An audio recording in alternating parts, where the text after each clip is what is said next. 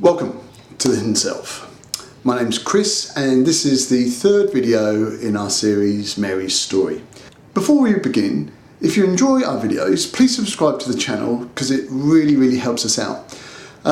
We don't ask for any personal information, we don't ask for an email, and in fact a YouTube subscription is very much like a Facebook like. It literally just takes you 1 second. So thanks very much. Today we're going to talk about something that is pretty dark, and I think that it affects a lot more people than we realise. And in the story with Mary, we talked about her reaction to fear as being going into her internal world, seeking isolation, withdrawing from the external world as such. And I think a lot of us do this because it really meets one of our emotional needs, and that is a feeling of being secure and that we're protected in some way.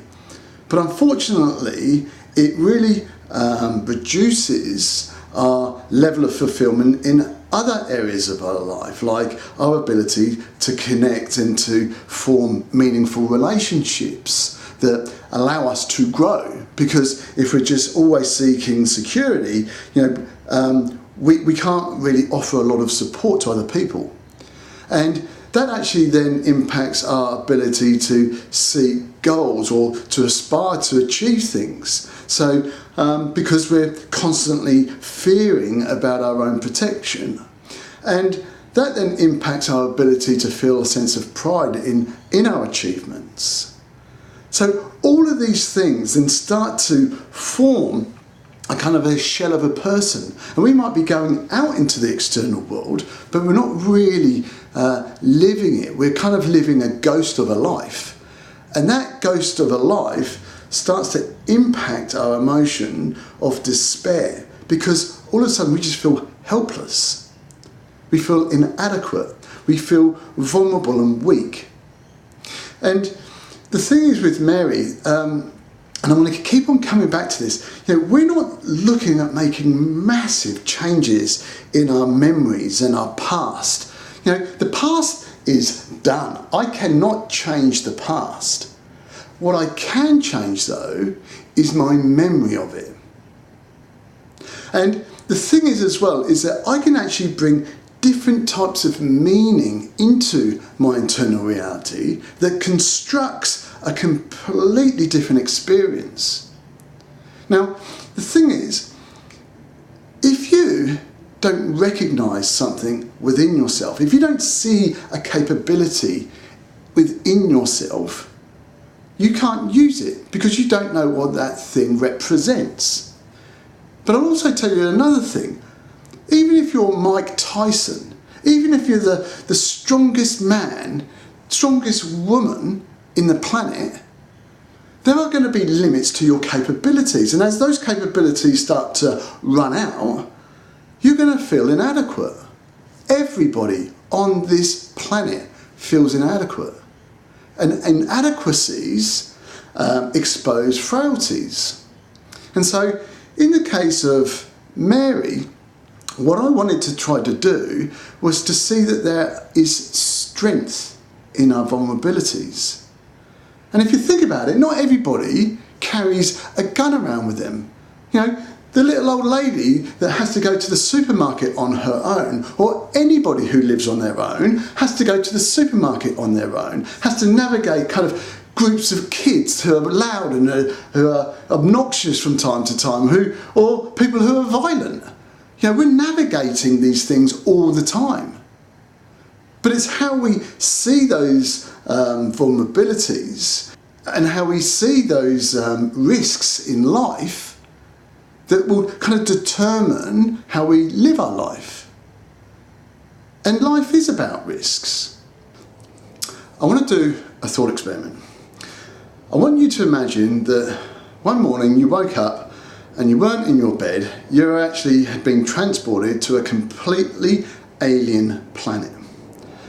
And this planet was like a desert, but just a rock desert. And there was absolutely nothing on it. there was no wind, no sound, no animals. And over a period of a couple of days, you just had this kind of realization that you were completely alone. That you couldn't communicate with anything because there was nothing to communicate with.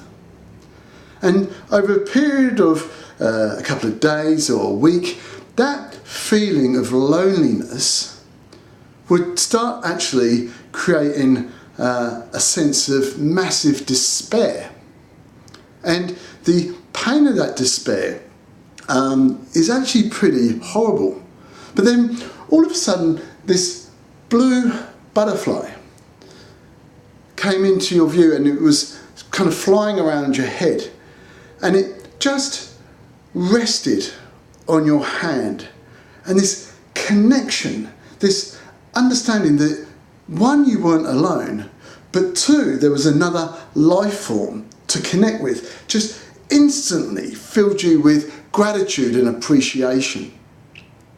Now, this need to feel that we are bigger than our own life, that we are connected to other people, and in fact that we are not alone, is in exact conflict to people who seek isolation. And in fact, it's this conflict which creates pain within the individual that kind of generates confusion. And it's this confusion and conflict and pain that generates despair. And from despair, we get depression. Now, with Mary, I wanted her to see that, you know, these vulnerabilities that we have could actually be strengths. And that, you know, she really, really loved animals. And I asked her, had she gone to any, you know, RSPCA, you know, animal shelters? And she hadn't. And I said, look, you don't have to commit to going getting an animal and bringing it home, but what you could do is just go out there and spend time with them. And just by your very presence out there matters. It changes them. You know, she got really excited about that idea, and you know, so she went to one of the centres and spent a whole afternoon there.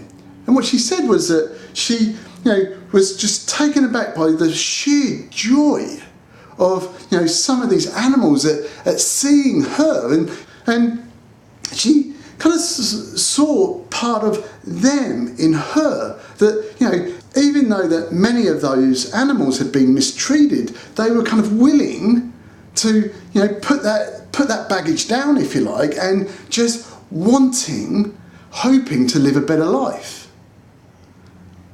And so from that, she kind of thought about her own self-imprisonment. And she sort of said, well, you know, where can I get hope from? And I said, you get hope from understanding that there is strength in kindness. And it doesn't have to be to people. It can be to anything. It can be to plants, animals, the environment, anything. And that vulnerability will slowly turn itself into some type of strength that you're going to be proud of, because that's the growth. You go from weakness to strength. And that concept that you go from weakness to strength doesn't answer all of the questions, but it's the concept that she can start to recognise what it represents, give meaning around that, and then she's going to then find the things to do to kind of satisfy that idea. And so it's this one idea, this one thing that you see in yourself for you to contribute, that sets in motion a physical representation, a physical experience that changes your life. Now, there was another thing that Mary said to me that really affected me. And it was that, you know, by this sort of simple touch, you know, she would touch a cat and it would start purring, or she'd pat a dog and it would start winging, and she'd go, hello, how are you? It's this softness through kindness, that she could see there was a strength in her softness, and that she was now affecting the outside world, the external world, and that difference to the external world fed back into her internal world. She's like, I'm worthwhile. I'm making a difference to these animals, and by my presence I'm giving love to these animals, in which they need it, but also they feel better for it. And by recognising it was her that was making the difference, made all the difference to Mary.